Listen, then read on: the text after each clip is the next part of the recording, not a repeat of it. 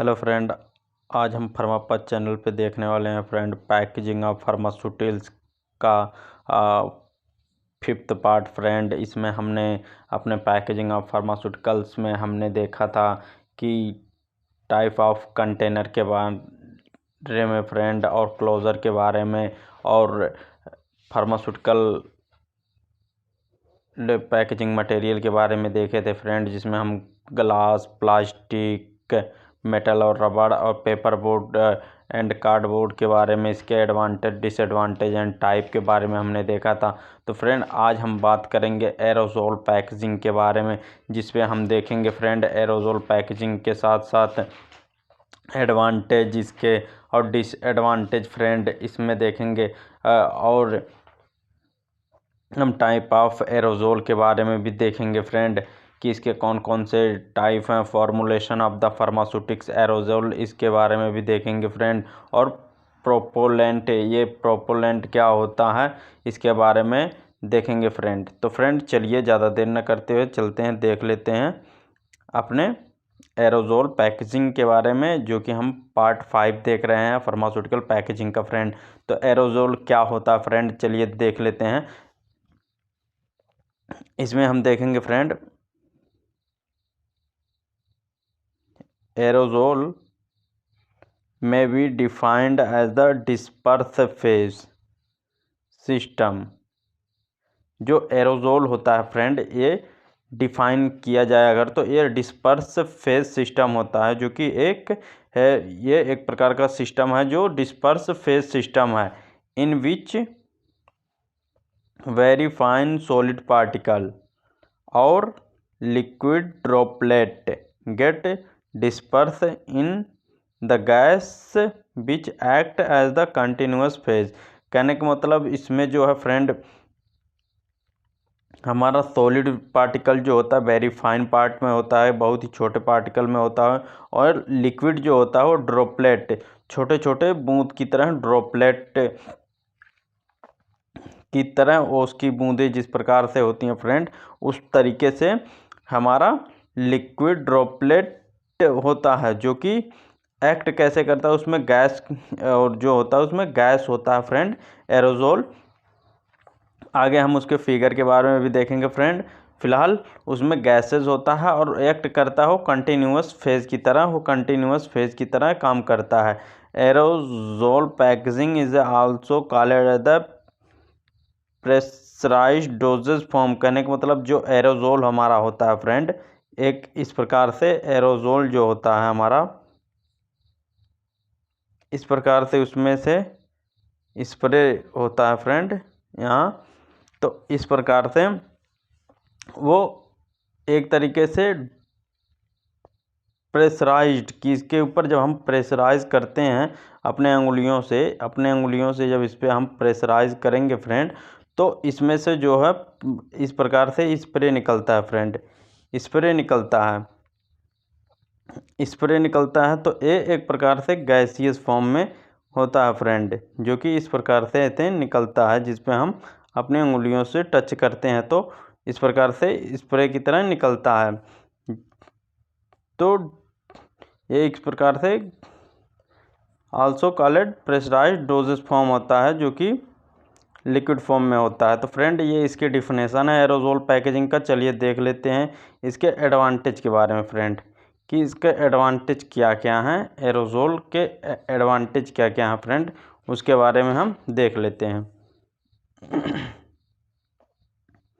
तो एरोजोल का जो फर्स्ट है फ्रेंड, एरोजोल के एडवांटेज के बारे में हम देखेंगे, जो है the medicament can B deliver directly. कहने मतलब इसमें जो इसका यूज़ किया जाता है हमारा मेडिकल के रूप में, तो ये डिलीवर डायरेक्टली किया जाता है, कि इसको डायरेक्ट किसी इफेक्टेड पार्ट पे, एरिया पे, उस पर जैसे कि कहीं आपको जल गए हों या फिर किसी प्रकार का घाव हो या फिर पेन वगैरह हो रहा हो, तो वहाँ पे आसानी से आप उसको इफेक्टेड एरिया में स्प्रे कर सकते हैं फ्रेंड। तो so it is minimised in discomfort cases, mechanical और मैनुअल एप्लीकेशन, कहने मतलब इसका यूज़ जो हम करते हैं जब हम जैसे कि डिस्कम्फर्ट केसेस में हो या मैकेनिकल और मैनुअल एप्लीकेशन के रूप में इसका यूज़ करते हैं हम। जब इफ़ेक्टेड पार्ट हो उस केसेस में इसका यूज़ करते हैं, तो डायरेक्टली जो डिलीवर डायरेक्टली आसानी से किया जा सकता है फ्रेंड, काफ़ी इजी तरीके से हम यूज़ कर सकते हैं फ्रेंड। और आगे बात कर लिया जाए friend, absence of air prevented oxidation of the product, कहने मतलब इसमें जो होता है एयर जो होता है, एयर absence होता है, absence होता है इसमें एयर, इसमें गैस होता है फ्रेंड, एयर इसमें नहीं डाला जाता। और ऑक्सीडेशन करके जो प्रोडक्ट उसमें होता है सॉलिड और लिक्विड फॉर्म में, वो प्रोडक्ट ऑक्सीडेशन करके जहाँ पे जैसे कि जो पार्ट इफेक्टेड है वहाँ पे यूज़ किया जाता है, तो आसानी से। आगे बात कर लिया जाए फ्रेंड, आगे बात कर लिया जाए तो इसमें जो है हमारा the hydrolysis of the medicament can be prevented, कहने hydrolysis of medicament can be prevented, कहने मतलब हाइड्रोलिसिस ऑफ मेडिकामेंट होता है जो कि किसी भी चीज़ को प्रिवेंट करने के लिए किया जाता है, जैसे कि हमारे इफेक्टेड बॉडी पार्ट हो, बर्न हो गया हो या पेन हो रहा हो, उसको हाइड्रोलिसिस ऑफ प्रिवेंट मेडिकामेंट करने के लिए, प्रिवेंटिंग करने के लिए यूज़ किया जाता है। आगे बात कर लिया जाए, sterility of the product can be maintained, कहने मतलब इसकी स्टेरिलिटी जो होती है वो प्रोडक्ट की मेंटेन होती है, कैन बी मेंटेन, पहले से ही मेंटेन होती है। ये कहीं भी जैसे कि ये माइक्रो ऑर्गेनिज्म इसके अंदर एंटर अगर करता भी है या इसको इस तरीके से बनाया जाता है कि इसमें माइक्रो ऑर्गेनिज्म जो बाहरी प्रोडक्ट हैं, ऑर्गेनिज्म या माइक्रो ऑर्गेनिज्म इंसेक्ट वगैरह, इससे जो इफेक्टेड ना हो उसको स्टेराइल ऑलरेडी पहले से किया जाता है और इसको मेंटेन करके रखा जाता है, और उसमें तमाम केमिकल उसके अकॉर्डिंग डाला जाता है फ्रेंड। तो the application of the medicament is easy way में, कहने का मतलब एप्लीकेशन जो है इसको आसानी से हैंडल किया जा सकता है, इसको आसानी से यूज़ किया जा सकता है फ्रेंड, ये एडवांटेज में है फ्रेंड। और आगे बात कर लीजिए, a fine mist is easily form from inhalation purpose, कहने मतलब इसको आसानी से इनहेलेशन पर्पज़ के लिए यूज़ किया जाता है, इनहेलेशन पर्पज़ के लिए जैसे कि यूज़ किया जाता है। आगे बात कर लिया जाए फ्रेंड इसके एडवांटेज के बारे में,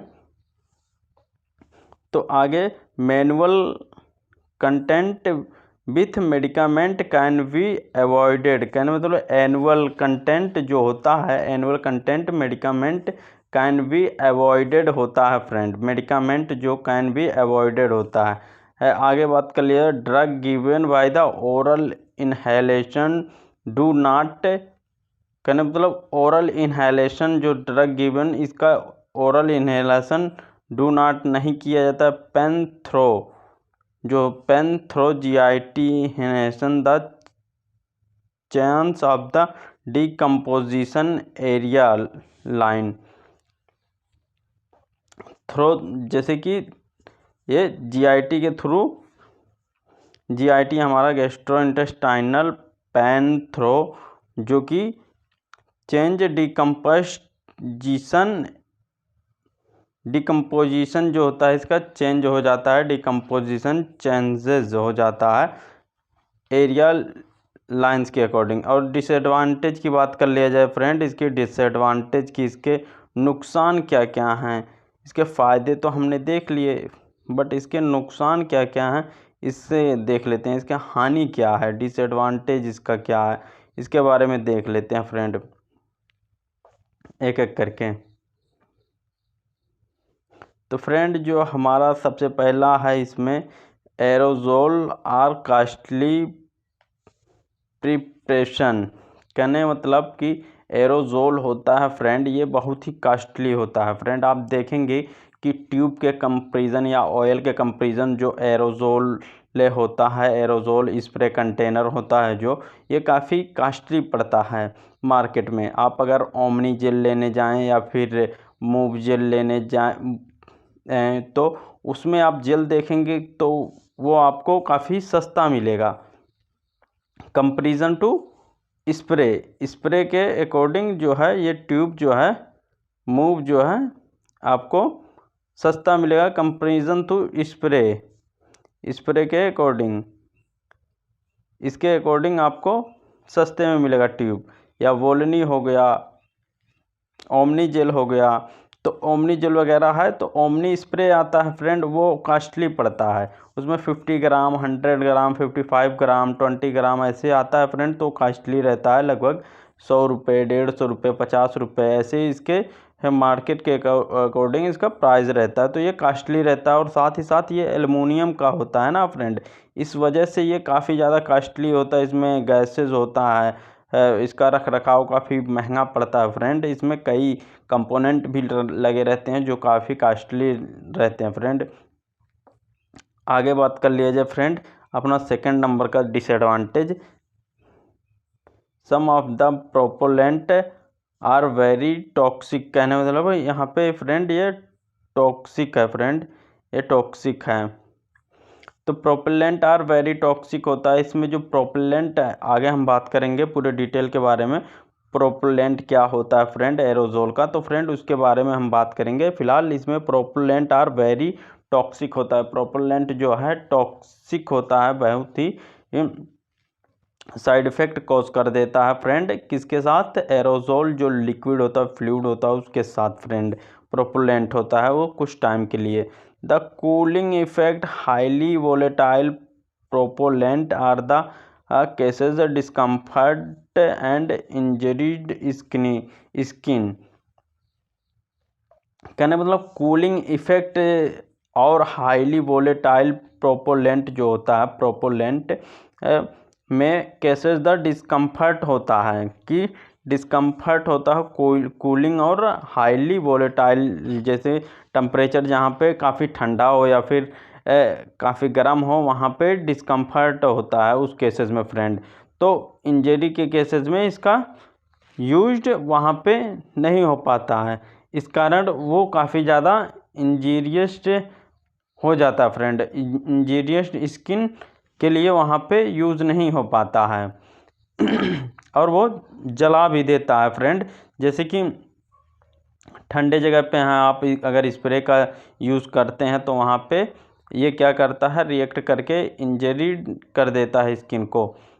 तो वहाँ पे डिस्कम्फर्ट के लिए या फिर हाई टेम्परेचर या वोलेटाइल है तो उस केसेस में भी इफ़ेक्ट कर देता है हमारे स्किन को। आगे बात कर लिए difficult are the faced in aerosol formulation when a drug is not soluble in propellant. कहने मतलब जो ड्रग होता है अच्छे से अगर उसमें नॉट सोलुबल हो, फॉर्मुलेशन ना हो एरोजोल, तो डिफ़िकल्ट हो जाता है उसका यूज़ करने के लिए फ्रेंड। आगे बात कर लीजिए फ्रेंड, तो इसमें जो आगे हमारा एक्सपेंसिव होता है, काफ़ी महंगा होता है फ्रेंड। ये काफ़ी महंगा हो, जैसे कि हमने बात किया ऊपर भी कि ये जो होता है एल्युमिनियम का कंटेनर होता है या टीन का कंटेनर होता है इस प्रकार से। तो ज़्यादातर केसेस में देखा जाता है कि एल्युमिनियम का ही कंटेनर होता है फ्रेंड। उस केसेस में एल्युमिनियम हमारा काफ़ी ज़्यादा महंगा मटेरियल है फ्रेंड, तो इस केसेस के लिए एक्सपेंसिव होता है, एक्सप्लोजिव होता है friend. Sorry friend, explosive, explosive means कि ये फ्रेंड एक्सप्लोजिव की ये काफ़ी ज़्यादा हानिकारक होता है। किस केसेस में? जब हम इसको किसी आग के साथ लेके आते हैं तो वहाँ पे वो ब्लास्ट कर जाता है। जैसे कि आप जानते होंगे कि गैस सिलेंडर में आग लगने के बाद वो फट जाता है, उसी प्रकार से एक्सप्लोजिव होता है। ये काफ़ी ज्वलनशील ये होता है फ्रेंड और एक्सपेंसिव भी होता है फ्रेंड। इसमें ये जो है, इसमें अगर हम लिखे ऊपर बात की हैं जैसे कि ये काफ़ी ज़्यादा एक्सपेंसिव होता है, तो ये एक्सपेंसिव भी होता है फ्रेंड, काफ़ी महंगा कह सकते हैं। डिफ़िकल्ट, तो आगे बात कर ले difficult disposal of empty aerosol container, कहने मतलब इसका जो डिफ़िकल्ट होता है, disposal of empty aerosol container. Empty aerosol container जो होता है एक्सप्लोजिव होता है, खाली जो है एरोजोल कंटेनर हमें इधर उधर नहीं फेंकना चाहिए, क्योंकि उसमें अगर थोड़ा सा भी, अगर कुछ भी थोड़ा सा आग वगैरह लगे तो वो एक्सप्लोजिव कर जाएगा, फट जाएगा फ्रेंड। तो इसलिए एम्प्टी एरोजोल को अगर आप देखते हैं तो उसको थोड़ा सा कुचल के रखिए, अगर आप अपने कहीं रखते हैं तो उसको ऐसे ही मत फेंकिए फ्रेंड, उसको थोड़ा सा कुचल के रखिए तो वो फटेगा नहीं, या कहीं से तोड़ दें या फाड़ दें फ्रेंड। और फ्रेंड आगे बात कर ले जाए कि टाइप ऑफ एरोजोल, एरोजोल कितने टाइप के होते हैं फ्रेंड, तो एक एक करके सबके बारे में देख लेते हैं फ्रेंड। एरोजोल कितने टाइप के होते हैं, type of aerosol. Space spray, कहने मतलब जो फर्स्ट है हमारा एरोजोल का टाइप जो है वो स्पेस स्प्रे है।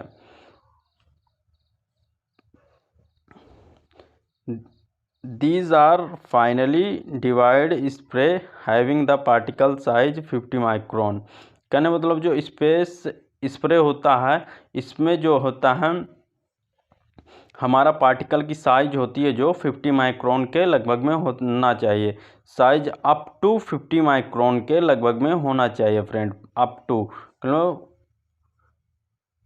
50 माइक्रोन से ऊपर होना चाहिए। जैसे कि हमारा स्प्रे आता है इंसेक्टिसाइड जो कीड़ों को मारने के लिए किया जाता है, डिसइंफेक्टेंट जो माइक्रो ऑर्गेनिज्म को मारने के लिए किया जाता है, रोम डिओड्राइज्ड जो कि मॉस्किटो वगैरह को मारने के लिए यूज़ किया जाता है। तो उस वो जो हमारा रहता है वो स्पेस या ब्लैक हीट वगैरह जानते होंगे फ्रेंड, वो जो होता है स्पेस स्प्रे होता है फ्रेंड, जिसमें हमारे जो पार्टिकल के साइज होते हैं वो 50 माइक्रोन अप टू 50 माइक्रोन होता है फ्रेंड। और आगे बात कर लिया जाए जो हमारा सरफेस कोटेड स्प्रे जो होता है फ्रेंड, इसके बारे में सेकंड नंबर का है, जो हमारा सेकंड नंबर का है स्पेस सरफेस कोटेड स्प्रे होता है friend. These are aerosol within the disperse particle coarse size in 200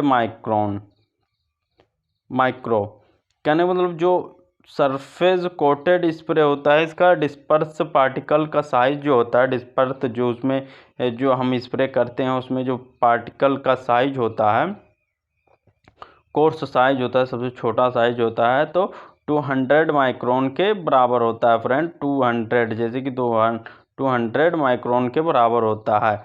उसमें हमारा जो सरफेस कोटेड स्प्रे आता है, हेयर स्प्रे, जैसे बालों के लिए जो स्प्रे आता है, पर्सनल डिओड्रेंट जो पर्सनल डिओड्रेंट आता है, या टॉपिकल मेडिकामेंट स्प्रे जो कि टॉपिकल के लिए यूज़ किया जाता है, हमारे स्किन वगैरह के लिए मेडिकामेंट के स्प्रे के लिए यूज़ किया जाता है। तो पेन किलर वगैरह जो होता है, ओमनी स्प्रे हो गया, मूव स्प्रे हो गया, ये सब जो हो गया वो टॉपिकल मेडिकामेंट में आता है, वो हमारा सरफेस कोटेड ही स्प्रे रहता है फ्रेंड, जो कोर्स साइज जिसका 200 माइक्रो होता है, 200 माइक्रो होता है। आगे बात कर लीजिए फोम के बारे में। फोम के बारे में फ्रेंड, फोम क्या होता है, जो एक प्रकार का स्प्रे होता है फ्रेंड, ये हमारा थर्ड है फ्रेंड टाइप ऑफ एरोजोल जो होता है, एरोजोल स्प्रे फ्रेंड, उसमें जो है हमारा थर्ड नंबर का है फोम। फोम का क्या है friend, these are produce the rapid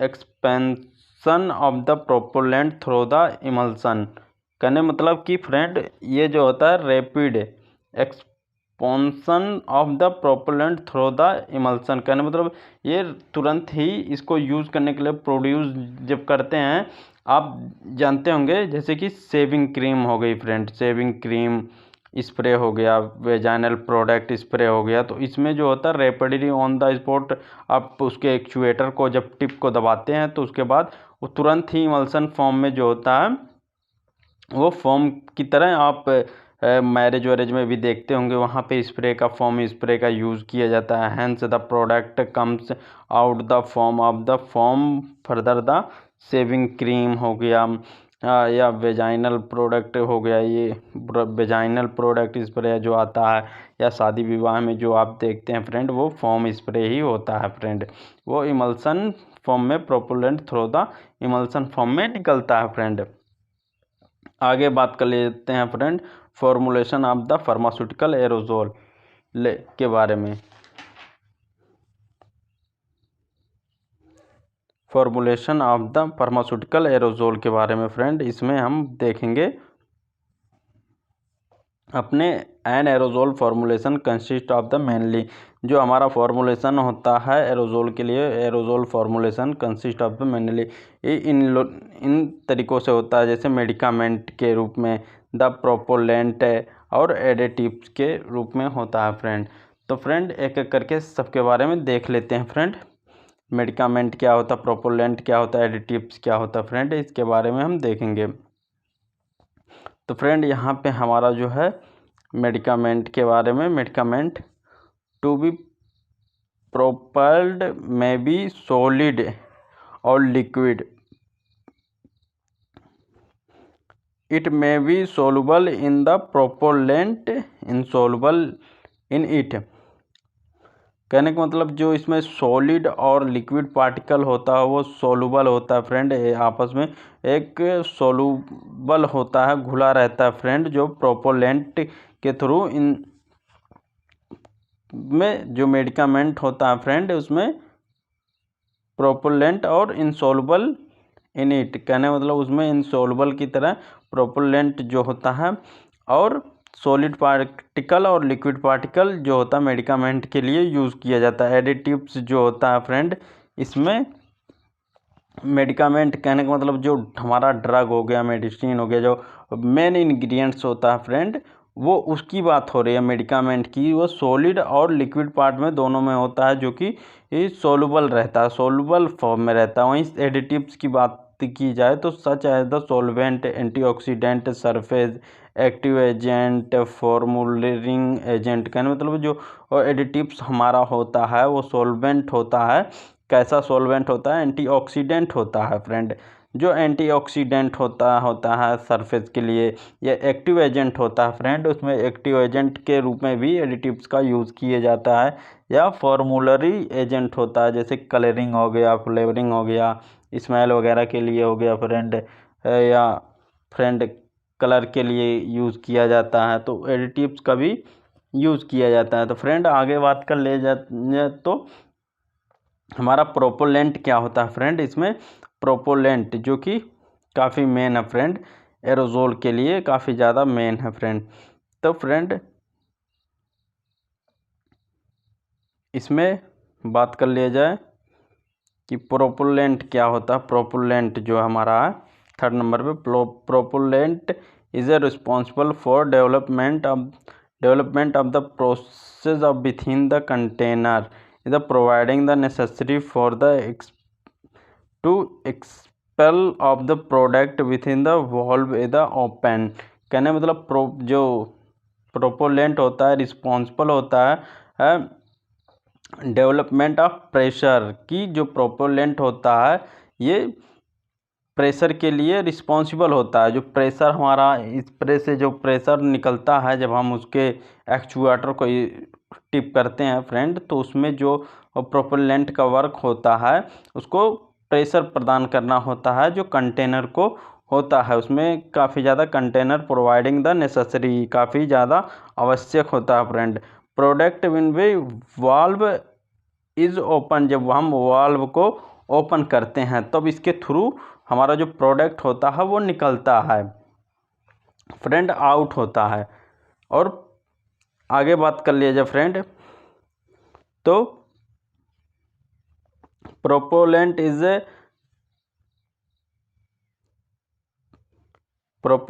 ए कैंड्राइड कैनोड्राइड as the heart of aerosol packaging.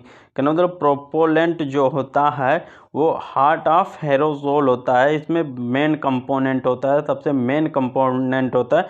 जिस प्रकार से हमारे हार्ट, हमारी बॉडी में सबसे मेन फंक्शन जो है हार्ट का होता है कि सांस लेने, ले जाने और लाने में जो सहायक होता है फ्रेंड, जो हमारे एयर को फिल्टर करने का काम करता है, प्योर ऑक्सीजन का प्रदान करता है, उसी प्रकार से प्रोपेलेंट जो होता है हार्ट का काम करता है, किसके लिए? एरोजोल पैकेजिंग के लिए।